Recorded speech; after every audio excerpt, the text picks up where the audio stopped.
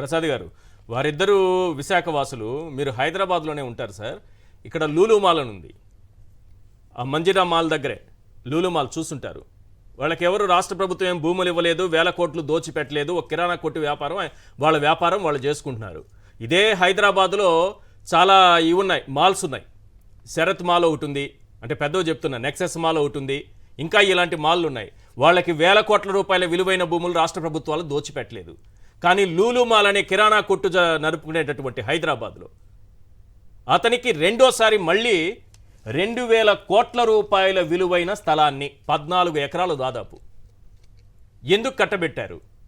ఇటు చూస్తే టీసీఎస్కేమో 99 పైసలకే ఈ ఎకరా కట్టబెడుతున్నారు. ఏం జరుగుతోంది అసలు విశాఖలో?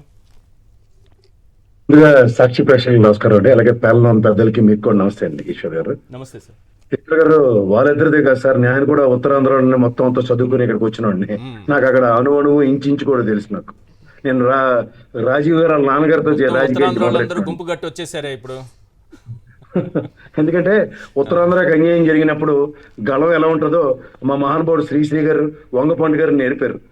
రాష్ట్ర ప్రయోజనాల కన్నా ప్రాంత ప్రయోజనాలు పరిరక్షించుకోవడానికి ఒక భాషని ఒక ఆయుధం కింద మలిచిన మహనీయులు పుట్టిన గడ్డల నుంచి దానికి విద్యకి, దాని యొక్క వైవిధ్యభరితమైన వైబ్రేషన్స్ క్రియేట్ చేయడానికి ఉత్తరాంధ్రకు ఉన్నంత ప్రాశస్త్యం ఇంకా దేనికి ఉండదు.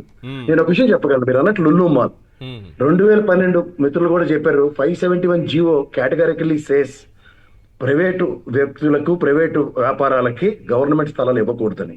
ఏ కెపాసిటీతో ఇస్తున్నారు? ఫస్ట్ ఆఫ్ ఆల్ మీకు ఇంకో విషయం తెలుసండి, మీరు ఇంట్రడక్షన్ లో చెప్పారు, ఎవరిద్దరు పెందుర్తి ఒకటి, ఇంకో అతను ఇంటి పేరు ఏదో ఉంది, వీళ్ళిద్దరు ఖచ్చితంగా ఒకే సామాజిక వర్గానికి చెందినవారు, డైరెక్టర్లు.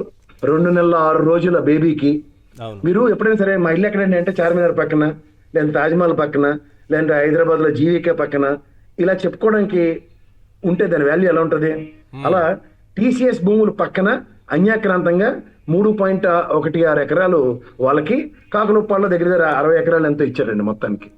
ఓవరాల్ గా చూసుకుంటే 57 ఎకరాలు, ఓవరాల్ గా 60 ఎకరాలు, 57 ఎకరాలు అక్కడ కాకులపాడు దగ్గర, ఇక్కడ దగ్గర మీరు అన్నట్టు రిషికొండ దగ్గరే, ఇంకెక్కడ లేనట్టు. సార్ రాజీవ్కి బాగా తెలుసు, నాకు అంతకన్నా బాగా తెలుసు. ఎందుకంటే నేను ఎస్సీజెడ్ ఎస్టీపీఎల్ లో పనిచేసిన 1989లో విశాఖలో ఎస్సీజెడ్ ఎస్టాబ్లిష్ చేశారు. దాని ఆవశ్యకత అంటే ఎకనామిక్ యాక్టివిటీస్ క్రియేట్ చేయడానికి. అన్న దగ్గర రిషికొండే కనబడిందా? ఏ యాక్టివిటీ ఎస్సీజెడ్స్ ఎన్ని జోన్స్ ఉన్నాయి అక్కడ? ఏ జోన్స్ ఉన్నా? లేదంటే ఇక్కడ మనకి హైదరాబాద్ లో మీరు గమనించలేదు, హార్డ్వేర్ పార్క్ శంషాబాద్ ఆనుకొని ఉంటుంది. అలాగే మీరు లుల్లు మాల్ అన్నది ఒక ప్రైవేట్ వ్యాపారం అద్దె భవనంలో ఉంది అక్కడ కోకటపల్లిలో. నాకు తెలిసి it is not in their own premises. ఏ ప్రాతిపదిక? అద్దె భవనం అండి. 13 ఎకరాల్లో వాళ్ళకి ఏ ప్రాతిపదిక మీద అలొకేషన్ జరిగింది. నేను ఇంకో విషయం చెప్తా, టీసీఎస్ కి ఉపాధి కల్పన లోకేష్ గారు మా చేత బ్రహ్మాండంగా చెప్పారు. మల్టీనేషనల్ కంపెనీలు, నేను కూడా సాఫ్ట్వేర్ రంగంలో పనిచేసినోడిని. నాకు దేశంలో ప్రాంతాలకి అతీతంగా విభిన్న ప్రాంతాల నుంచి విభిన్న సంస్కృతులతో ఏకతాటి మీద ఒకే కంపెనీలో పనిచేసిన ఉదంతాలు ఉన్నాయి. తెలుగు వాళ్ళని లెక్కెట్టుకోవడానికి ఈడ్చుకొట్టినా ఎవరు ఉండరు. ఇప్పుడు తెలుగు రాష్ట్రాలు రెండు కలిపి తెలంగాణ, ఆంధ్రప్రదేశ్ నుంచి జగన్మోహన్ రెడ్డి గారు చెప్పినట్టు లోకల్ 70% అన్న ఓ నినాదంతో టీసీఎస్ లో ఏమైనా 70% ఆంధ్రప్రదేశ్ ప్రజలకు ఏమైనా ఉద్యోగాలు కల్పించే అవకాశం ఉందా? సాఫ్ట్వేర్ రంగంలో నైపుణ్యత, విద్యా ప్రమాణాలు, చదువుకున్న యూనివర్సిటీని బేస్ చేసుకుని క్యాంపస్ రిక్రూట్మెంట్లు కూడా ఏబీసీ కేటగిరీలోనే జరుగుతాయి. వాళ్ళు చెప్పిన ఉపాధి కల్పన అన్న దగ్గర దేశానికి ఉపాధి కల్పించడానికి 99 పైసా అంటే ₹99 రూపీస్కి ఇచ్చామని చెప్పి 99 ఏమైనా బ్రాండ్ కింద క్రియేట్ చేస్తారా? ప్రతిదీ 99తోనే ముడిపెట్టి మాట్లాడితే ప్రజలు కోటర్ తాగిన కిక్కులు ఉంటే వాళ్ళ పనులు కాగల కార్యాలకు అందరు రోజులు తీర్చుకున్నట్టు వాళ్ళ పనులు బ్రహ్మాండంగా చక్కబెట్టుకోవడానికి వెసులుబాటు వస్తుందా? వాళ్ళు అనుకునే వాళ్ళకి పక్కన ఒక ల్యాండ్ మార్కులను క్రియేట్ చేసి ఋషికొండ భూముల్ని అన్యాక్రాంతంగా అప్పచెప్పడానిక? ఓ పక్క ఇందాక రాజీవ్ చెప్పినట్టు స్టీల్ ప్లాంట్ భూముల్ని అప్పనంగా ఇప్పటికి కూడా ఆర్కార్డులు ఇచ్చిన వాళ్ళు గౌరవ న్యాయస్థానాల్లో వాళ్ళు పోరాటాలు చేస్తుంది కూడా ఆ రోజు కూడా ఇదే రాజకీయ నాయకులు వాళ్ళు మభ్యపెట్టి కొంతమందికి ఆర్కార్డులు కూడా ఇవ్వకుండా సరెండర్ చేసిన ఉదంతాలు ఉన్నాయి. వాళ్ళకి ఉపాధి కల్పన లేదు, వాళ్ళకి ఇంకా సముచిత న్యాయం కూడా జరగలేదు. ఇట్లాంటి పరిస్థితుల్లో విశాఖపట్నంలో ఇవాళ మీరు అన్యాక్రాంతంగా భూముల్ని టీసీఎస్ ఉపాధి కల్పన, వీఆర్ నాట్ కాంట్రడిక్టింగ్ దట్. ఎప్పుడైనా సరే ఎంప్లాయ్మెంట్ క్రియేషన్కి కానీ లేదంటే ప్రభుత్వం పరంగా ఒక ఇన్నోవేటివ్గా ఇప్పుడు ఎస్సీజెడ్లు కట్టారు, ఎస్టీపీఐ ఉన్నాయి. ఈ జోన్స్లో సాఫ్ట్వేర్ రంగానికి ఇస్తున్న రాయితీలతో వాళ్ళు అక్కడ డెవలప్ చేసుకోవడంలో తప్పులేదు. నాకు తెలిసి ఋషికొండ జోను ఎస్సీజెడ్ ఎస్టీపీఐ అక్కడ క్రియేట్ చేయమని చెప్పలేదు. మోర్ ఓవర్ మీరు ఇంకోటి చెప్తున్నారు, ఇంత తీసిమార్కాన్ని కబుర్లు చెప్తున్నారు ఎంప్లాయ్మెంట్ క్రియేషన్. 2019 దాకా అంటే 14 నుంచి 19 దాకా ఐటీ రంగంలో 26,643 మందిని మాత్రమే ఎంప్లాయ్మెంట్ క్రియేట్ చేశారు.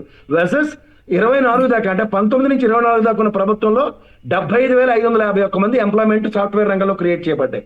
అండ్ మోర్ లైక్ ఎట్లాంటి కంపెనీలు వచ్చాయి తెలుసా sir? Yes. Adani data centre, Infosys and ర్యాండ్స్ అండ్ బిఈఎల్, విప్రో, లూరోషెడ్, ఇవి కంపెనీలు ఆల్రెడీ ల్యాండ్ అక్కడ working in progress. Data centre the any moment allocations are been properly placed. Yes. ఇవి జరుగుతుంటే ఐటీ ఉద్యోగ కల్పన లేదు ఓ పక్కన.